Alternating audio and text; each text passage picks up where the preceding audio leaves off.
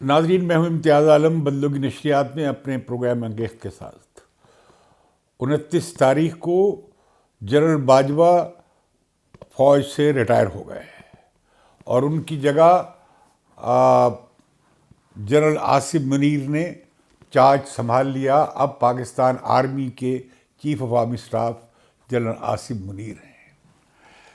یہ ایسے وقت میں ٹرانزیشن ہوئی ہے کہ جنرل باجوہ کے حوالے سے جو ٹرولز نے اور جو تحریک انصاف کے ایکٹیوسٹ نے اور لیڈرز نے جو زبان استعمال کی ہے، ایک طوفان بدتمیزی ہوا ہے، بپا ہے پورے سوشل میڈیا پہ اور اخبارات میں بھی، اور ہم دیکھتے ہیں ٹیلی ویژن پہ بھی اس طرح کی باتیں آ رہی ہیں جو افسوسناک ہے. یہ میں کہہ رہا ہوں جو جنرل باجوہ کی سیاست میں مداخلت کا بہت بڑا ناقد رہا ہے، اور میں اب بھی ناقد ہوں. لیکن آج جب وہ جنرل باجوہ یہ اعتراف کر کے گئے ہیں اور معذرت خواہ ہوئے ہیں کہ 70 سال تک فوج نے سیاست میں حصہ لیا جس سے عوام میں اس کے لیے بیگانگی پیدا ہوئی، یا عوام میں ان کے لیے ایک شکایت پیدا ہوئی، فوج بدنام ہوئی، تو لہذا فوج نے فیصلہ کیا کہ وہ اب سیاست میں حصہ نہیں لے گی. میں پوچھنا یہ چاہتا ہوں کہ فوج کے تو حلب میں لکھا ہے، جو آئینی طور پر جو شیڈیول کا حصہ ہے آئین کا، جس کے تحت فوجی افسر حلف اٹھاتے ہیں باقی باتوں کے علاوہ کہ وہ سیاست میں حصہ نہیں لیں گے. تو میں آج پوچھنا چاہتا ہوں کہ کیا جنرل ایوب خان سے لے کر جنرل ضیاء الحق سے لے کر جنرل مشرف سے لے کر جنرل کیانی سے لے کر جنرل باجوہ تک اور جنرل راحیل شریف تک، یہ سارے جنرلز جو تھے، کیا انہوں نے اس آئین کی پاسداری داری کی جس کا کہ وہ حلف اٹھاتے ہیں؟ بہت افسوس سے کہنا پڑتا ہے کہ انہوں نے اپنے حلف سے وفاداری نہیں کی. تو یہ اپنی جگہ بات ہے کہ ایک تاریخ کا ایک لمبا سلسلہ ہے فوج کی سیاست میں مداخلت کا. یہ صرف جنرل باجوہ سے بات منسلک نہیں ہے. کیا اس سے پہلے جنرل کیانی نے نہیں کی تھی مداخلت؟ کیا انہوں نے زور زبردستی ایکسٹینشن نہیں لی تھی؟ کیا عمران خان کا پہلے بڑے جلسے سے لے کر عمران خان کو بلڈ کرنے سے شروع ہوا کام اور جنرل کیانی کے دور میں ہوا، اور آئی ایس آئی کے اس وقت کے چیف اس میں بہت حصے دار ان کا رول تھا؟ کیا اس کے بعد جب دھرنا عمران خان نے دیا تو کیا اس میں جنرل ظہیر الاسلام نے ان کی مدد نہیں کی؟ جنرل راحیل شریف کی سرپرستی حاصل نہیں تھی؟ کیا جنرل راحیل شریف کو پرائم منسٹر نے آئی بی کی ٹیپ ریکارڈ نہیں سنوایا تھا جس میں جنرل ظہیر الاسلام ملوث پائے گئے دھرنے کے حوالے سے؟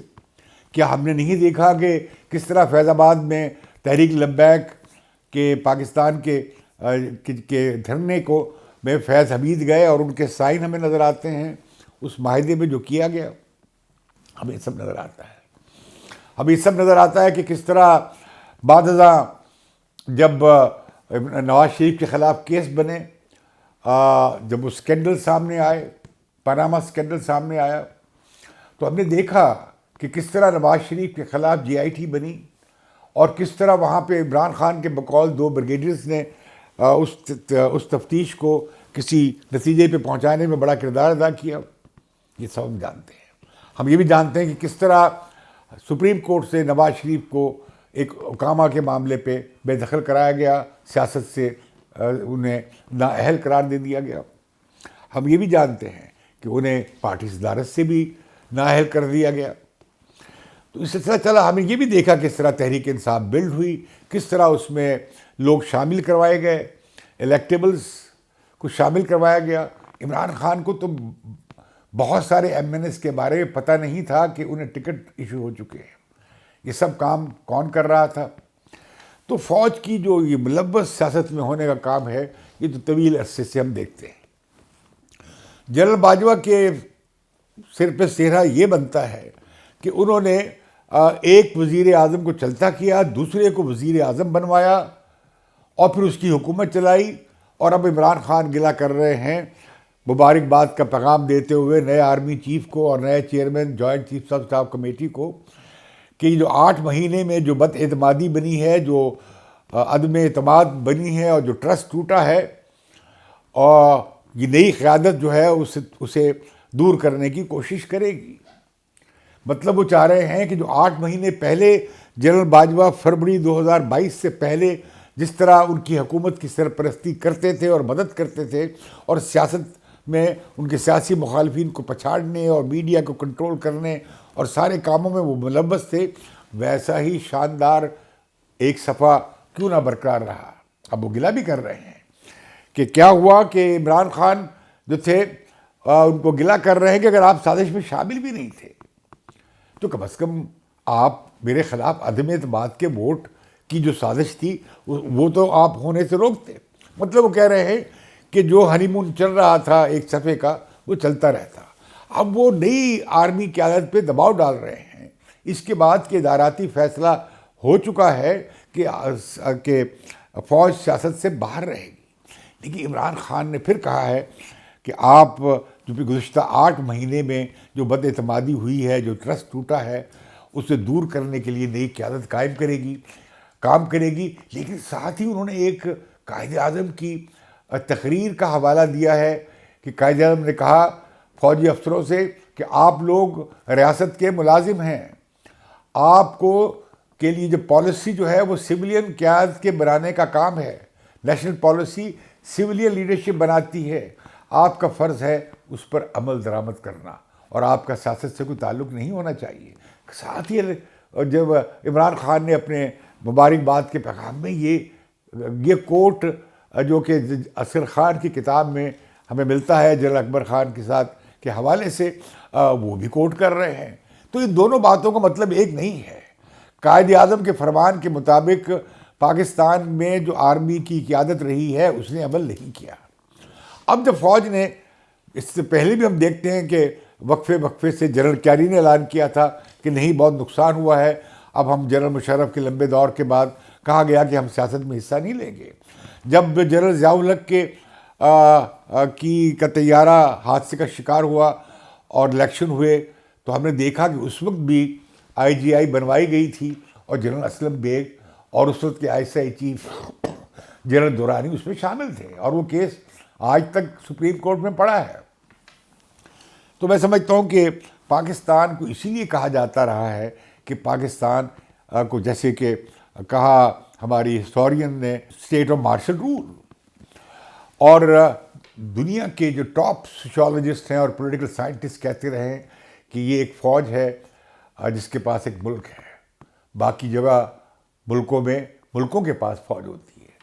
جب میری پہلی اور آخری ملاقات جنرل باجوہ صاحب سے ہوئی تھی تو میں نے ان کے سامنے بڑی ہی تلخ نمائی کی تھی، تلخی نہیں کی تھی، مطلب حقائق ان کے سامنے رکھے تھے۔ میں نے کہا تھا کہ آپ کیا اس صورتحال کو بدلنے پہ تیار ہیں کہ یہ کہا جائے کہ پاکستان کی ایک فوج ہے اور ایک فوج کا پاکستان نہیں ہے۔ تو مجھے اور بھی بہت سی باتیں ہوئی تھیں، میڈیا پہ بندش کی بات ہوئی تھی، سینسرشپ کی بات ہوئی تھی، اس میں ICPR کا کردار بھی زیر بحث آیا تھا، مسنگ پرسنز کا بات بھی سامنے آئی تھی، اور آئین اور قانون سے ماورا اسٹیٹ ود ان اسٹیٹ کا معاملہ بھی میں زیر بحث لایا تھا، اور میری بات میں داد دیتا ہوں جنرل باجوہ نے بہت کھلے دل کے ساتھ سنی تھی۔ اور اس کے ساتھ ہی آخر میں یہ ہوا کہ جب وہ اجلاس ختم ہو رہا تھا تو جنرل باجوہ بہت فریکلی گفتگو کرتے تھے، تو میں نے کہا آپ کو چاہیے کہ یہ جو اس میں سے 100 سرخیاں نکلے گی جس میں 18ویں ترمیم کے بارے میں ان کے جو خیالات تھے وہ 18ویں ترمیم کے خلاف کے حوالے سے وہ بھی شامل تھے۔ بہرکیف اس میٹنگ کے بعد یہ ہوا کہ میرا داخلہ اس کے 2 مہینے یا 3 مہینے کے اندر پورے مجھے جیو سے فارغ کر دیا گیا اور میرا مین اسٹریم ٹیلی ویژن میڈیا میں داخلہ بند ہو گیا۔ اب جب نئے آرمی چیف آئے ہیں تو میں ایک تو یہ بات کہنا چاہتا ہوں، جس طرح کی وہ تقریب ہو رہی تھی، اور یہ ہوتی رہے ہر 3 سال بعد 6 سال بعد جب آرمی چیف جاتا ہے تو اس طرح کی تقریب منعقد ہوتی ہے۔ فوج کا اپنا ایک کلچر ہوتا ہے، ایک اس کا اپنا گریجیور ہوتا ہے، اس کی اپنی ٹریڈیشنز ہوتی ہیں۔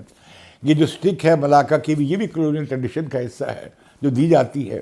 تو میں دیکھ رہا تھا کہ بھئی یہ ہندوستان میں کیسے ہوتا ہے، تو سوشل میڈیا پہ ایک چیز مجھے ملی کہ کس طرح ایک آؤٹ گوئنگ جنرل نے دوسرے کو اپنے دفتر میں وہ جو ملاقہ سٹک ہے، ان کی جو سٹک ہے وہ انہیں ہینڈ اوور کی، یعنی بطور چارج ہینڈ اوور کیا نئے آرمی چیف کو۔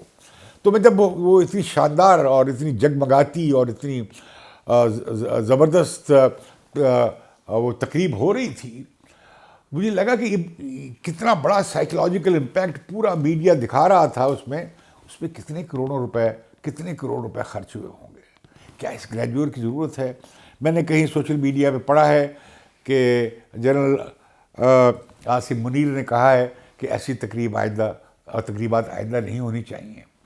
تو لیکن اس طرح کی تقریبات بہت ہوتی ہیں، بڑے کھانے ہوتے ہیں، اور ہر کور میں اس طرح کی سرگرمیاں ہوتی ہیں. اب تو ہم دیکھتے ہیں کہ کور کمانڈر جب بدلتے ہیں تو اس میں بھی اسی طرح کی لوکل لیول پہ، کور کے لیول پہ بڑے شاندار فنکشن ہوتے ہیں.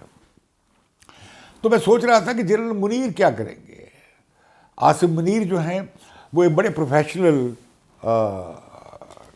جنرل ہیں، انہیں سینیورٹی پہ، میرٹ پہ پروموٹ کیا گیا ہے.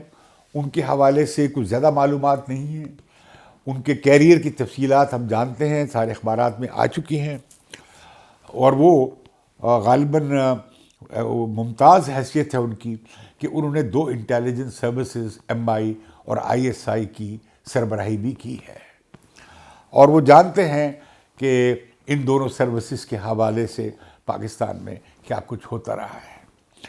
تو میں اس وقت جب کہ عاصم منیر صاحب نے، میں تو عمران خان کی طرح انہیں یہ کہنے نہیں جا رہا کہ جو آپ نے 8 مہینے میں جو فوج نے نیوٹرلٹی اختیار کی ہے اس سے قوم کا اعتماد ختم ہو گیا ہے.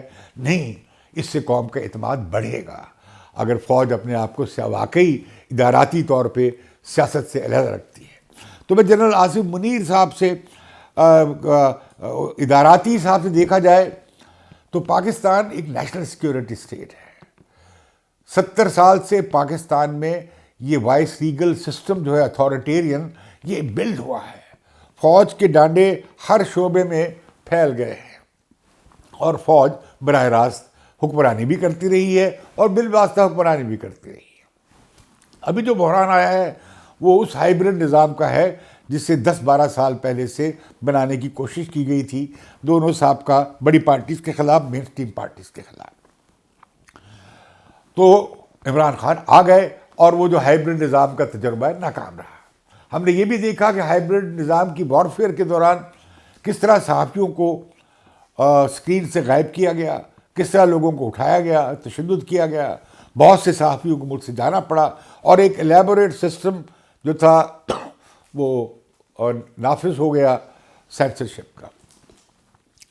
اور اس میں پیمرا کا رول بہت کم ہے اور ملٹری اتھارٹیز کا رول زیادہ ہے. تو اب جب عاصم منیر جو ہیں وہ کہا جا رہا ہے ان کے بارے میں اچھی خبریں مل رہی ہیں کہ وہ آئین اور کتاب کے مطابق اور رول آف دی بک جو ہے اس کے مطابق اس کی چلتے ہیں. یہ بڑی خوشائند بات ہے. وہ بڑے صاف ستھرے افسر ہیں. میں ان سے چند گزارشات کرنا چاہتا ہوں. ایک تو یہی جو بات میں نے سنی ہے، کاش یہ درست ہو کہ اس طرح کی گریجویٹ والی اور جن پہ بڑا پیسہ خرچ ہوتا ہے اور شان و شوکت والی جو فنکشنز ہوتے ہیں، انہیں اگر انہوں نے کہا ہے کہ ایسا نہ ہو تو انہوں نے عمدہ کام کیا ہے. دوسرا میں کہوں گا کہ اب فوج کے حوالے سے جنرل باجوہ کے حوالے سے ہی کچھ خبریں آئی ہیں، ان کی جائیداد کے حوالے سے، ان کے بیگم صاحبہ کی اور ان کی سسٹر، ان کی ڈاٹر ان لاء کی. تو میں سمجھتا ہوں کہ وہ صحیح ہیں، غلط اس میں میں نہیں جاتا، اس کی ISPR نے تردید کی ہے. لیکن میں سمجھتا ہوں کہ جنرل عاصم کو اپنے پراپرٹیز اور اپنی انکم اور اپنی ویلتھ جو ٹیکس سٹیٹمنٹس ہیں اپنی اور اپنی بیگم صاحبہ کی، وہ ڈکلیئر کرنی چاہیے اپنی فیملی کی، تاکہ ایک ٹرانسپیرنسی کا عمل شروع ہو سکے. اور میں یہ کہوں گا کہ بریگیڈیئر تک کے لیول پہ اور تمام ججز کو بھی، سیشن جج سے لے کر سپریم کورٹ کے چیف جسٹس تک، سب کے، اور تمام پولیٹیشنز کے، تمام پبلک ریپرزنٹیوز کے ڈکلیئر ہونے چاہیے اثاثے، تاکہ عوام کو پتہ لگے کہ کیا صورتحال ہے، لوگ اپنے منصب سے غلط فائدہ اٹھاتے ہیں یا کیا کرتے ہیں. تیسری بات میں یہ کہنا چاہوں گا کہ اگر وہ یہ بہت لمبے عرصے سے فوج کی اداراتی مداخلت ہر شعبے میں رہی ہے، وہ کچھ ابتدائی قدم اٹھا سکتے ہیں. اسے کافی وقت لگے گا اس تاریخی کایا پلٹ کے لیے. فوری طور پر ان سے زیادہ توقعات کرنا بھی درست نہیں ہوگا، اور زیادہ مطالبات کرنا بھی شاید عملی طور پہ حقیقت پسندانہ نہ ہو۔ وہ کچھ کر سکتے ہیں جیسے جنرل کیانی نے کیا تھا کہ انہوں نے سویلین محکموں میں جتنے فوجی گئے تھے ان سب کو واپس بلا لیا۔ آپ کو بھی یہ کر دینا چاہیے کہ تمام سویلین محکموں میں جہاں جہاں فوجی افسر لگائے گئے ہیں انہیں واپس بلا لیجیے۔ اس کے ساتھ ہی آپ سے میں یہ بھی توقع رکھتا ہوں کہ آپ جس طرح کا معاشی بحران ہے اس میں آپ یہ کنٹریبیوٹ کر سکتے ہیں کہ فوج میں جو نان ڈیولپمنٹ اور غیر پیداواری اخراجات اور یہ جو بہت سارے غیر ضروری اخراجات ہیں اس پہ بھی انہیں کٹ لگانا چاہیے، خاص طور پر جو ہم دیکھتے ہیں کہ فوج کے اندر جو بہت سارے روٹین بن گئے ہیں خرچے جن کے بغیر فوج ہماری اپنی حربی صلاحیت برقرار رکھتے ہوئے ان خرچوں کو ختم کر سکتی ہے۔ تو میں سمجھتا ہوں کہ بہت سارے اکانومی کے حوالے سے یہ ان کی بڑی کنٹریبیوشن ہوگا۔ میں یہ کہتا ہوں کہ وہ یہ حلف جو انہوں نے لیا کہ وہ سیاست میں مداخلت نہیں ہوگی اور ادارے نے فیصلہ کیا ہے، اس پر عمل درآمد کرنے کے لیے وہ سختی سے اپنے تمام افسرز کو اس طرف لائیں۔ اگر 3 سال کے لیے ایسا ہو جائے تو غالباً یہ رفتہ رفتہ تبدیلی جو ہے وہ آ سکتی ہے، کلچر بدل سکتا ہے۔ عادتیں جب پڑ جائیں تو وقت لگتا ہے عادتوں کو بدلتے ہوئے۔ اس کے ساتھ ہی میں انہیں کہنا چاہوں گا کہ جب وہ آئے ہیں تو تحریک طالبان پاکستان نے جنگ بندی بند کر دی ہے۔ ہمیں اس بارے میں بڑا ہی سخت موقف اختیار کرنا چاہیے۔ وہ خود دہشت گردی کے خلاف لڑ چکے ہیں اور انٹیلیجنس سروسز کی سربراہی کر چکے ہیں، تو انہیں اس بارے میں ایک واضح حکمت عملی کے ساتھ سامنے آنا چاہیے، اور اس میں مکمل طور پر جو سول حکومت ہے، منتخب حکومت ہے، اسے مکمل اعتماد کے ساتھ، اس کی سپورٹ کے ساتھ، اور اسے چاہیے یہ کہ یہ کیبنٹ کی جو سیکیورٹی کمیٹی ہے اس کے سامنے رکھا جائے اور پارلیمنٹ کے سامنے بھی لایا جائے۔ میری یہ بھی درخواست ہے کہ مسنگ پرسنز کے حوالے سے کو ہم پاکستان پہ بہت تہمت لگ رہی ہے، انسانی حقوق کے حوالے سے کوئی ریاست اپنے شہریوں کو غائب نہیں کرتی۔ کوئی شہری قانون توڑتا ہے تو ریاست کی ذمہ داری ہے کہ اس کے خلاف کیس بنائے، اسے عدالت میں پیش کرے اور اسے قرار واقعی سزا دلوائے، انصاف ہو بھی اور انصاف ہوتا نظر بھی آئے۔ بعض جگہ کہا جاتا ہے کہ اس میں بڑی الجھنیں ہیں، ہمارے عدالتی نظام میں بڑے مسائل ہیں، پروسیکیوشن کے بڑے مسائل ہیں، بہت سارے ثبوت دینے بڑے مشکل ہوتے ہیں، حالانکہ پتہ ہوتا ہے کہ اس شخص نے دہشت گردی کی ہے اور اس میں انوالو ہے۔ تو اس کے لیے کوئی رستہ نکالا جا سکتا ہے، اس کے لیے کنسلٹیٹو پروسیس شروع کیا جا سکتا ہے، لیکن آپ لوگوں کو انلیگلی ڈیٹین مت رکھیں۔ اسی طرح جو میڈیا میں جو سینسرشپ کا معاملہ ہے اس میں انہیں واضح طور پر اپنے ان تمام ونگز کو جو میڈیا سے ڈیل کرتے ہیں افواج پاکستان کے، انہیں ہدایت دینی چاہیے کہ وہ میڈیا کو گائیڈ لائن دینا، انہیں سینسرشپ کرنا اور وہاں پہ اپنی پسند کے لوگ نکلوانا اور لگوانا انہیں بند کرنا چاہیے۔ میں یہ بات اس لیے بھی یاد دلانا چاہ رہا ہوں کہ کہنا چاہ رہا ہوں کہ جنرل باجوہ کے زمانے میں یا اس سے پہلے جو خاص الخاص پے رول پہ صحافی ہوتے تھے اور دانشور بہت سارے ہوتے تھے، آج جس طرح وہ جنرل باجوہ کے خلاف بول رہے ہیں مجھے واقعی بہت صدمہ ہوا۔ ان کے پے رول پہ بھی رہے، ان سے فائدے بھی لیتے رہے، اور اب وہ جس طرح کی زبان استعمال کر رہے ہیں میں حیران ہوتا ہوں کہ اس طرح کے لوگ من پسند سمجھے جاتے تھے۔ تو میں یہ کہنا چاہ رہا ہوں کہ سینسرشپ کو اور یہ جو کنٹرول ہے میڈیا پہ اسے بند کرنا چاہیے۔ اور رہی بات یہ کہ جو عمران خان کہتے ہیں یا PMLN کہے یا کوئی اور پارٹی کہے، آپ کو کسی صورت میں کسی پارٹی کے اثر میں نہیں آنا چاہیے۔ آپ کو آئین کی سربلندی اور جمہوریت کی سربلندی جو کہ آئین کا حصہ ہے اسے برقرار رکھنا چاہیے، اور فوج کو بتدریج آپ سیاست سے دور کرتے چلے جائیں۔ اس سے فوج کا مورائل بھی بلند ہوگا، اس سے فوج کی عزت بھی بہت بڑھے گی۔ اگر آپ پارٹی بازی کا حصہ بنیں گے جو کہ آپ کو نہیں بننا چاہیے، اور میں سمجھتا ہوں کہ شاید آپ کے خیالات بھی یہی ہیں کہ آپ کسی سیاسی جماعت یا کسی کی سیاسی طرفداری نہیں کریں گے، گو کہ آپ ایگزیکٹو کا حصہ ہیں، اور آپ ایگزیکٹو کے احکامات کو آئین اور قانون کے دائرے میں رہتے ہوئے آپ پہ بجا لانا، اس پہ عمل درآمد کرنا آپ کا فرض ہے۔ لیکن آپ ظاہر ہے آپ کی ذمہ داری ہے کہ آپ کسی کے خلاف سیاسی طور پر فائدہ پہنچانے سے احتراز کریں گے۔ میں آپ کی کامیابی کے لیے یہ بڑا مشکل مشن ہے۔ پاکستان کے حالات بہت خراب ہیں، معاشی حالت بہت خراب ہے، اب لا اینڈ آرڈر کی صورتحال بھی بن سکتی ہے تحریک طالبان کے اعلان کے بعد.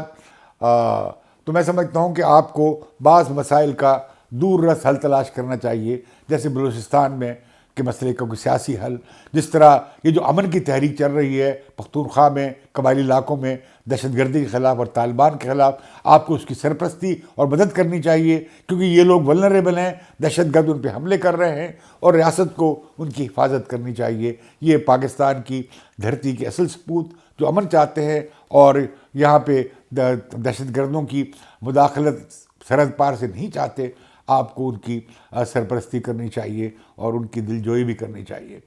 اب مجھے اجازت دیجیے، اس بدلوں کی نشریات سے اب ہم امید ہی کر سکتے ہیں، لیکن یہ اداراتی تبدیلی کا معاملہ ایک لمبی اصلاحاتی عمل سے ہو سکتا ہے. میں یہ بھی یاد دلانا چاہتا ہوں کہ ہمیں یہ بھی دیکھنا چاہیے کہ خود آئی ایس آئی اور آئی ایس پی آر یا ملٹری انٹیلیجنس یا انٹیلیجنس بیورو، ان سب کے دائرہ عمل کیا ہیں، یہ کہاں جواب دہ ہیں، ان کی کہاں اکاؤنٹیبلٹی ہوتی ہے. اور یہ ہمیں بالکل اعتماد ہے اپنی افواج کے افسران پہ اور ان کی کمانڈز پہ، لیکن انہیں کہیں جواب دہ ہونا چاہیے پارلیمنٹ کی کسی کمیٹی کے سامنے، اور قوانین بننے چاہیے اور ضوابط کہ جو ان کی تمام تر سرگرمیوں کو ریگولیٹ کریں. اور اس میں آئی ایس پی آر بھی شامل ہے، جو کہ ساری افواج کا ایک طرح کا اسپوکس پرسن ہے یا ان کا ترجمان ادارہ ہے. تو میں چاہتا ہوں اس کے ساتھ ہی بدلوں کی نشریات سے مجھے اجازت دیجیے. بدلوں کی نشریات کو ضرور سبسکرائب کیجیے.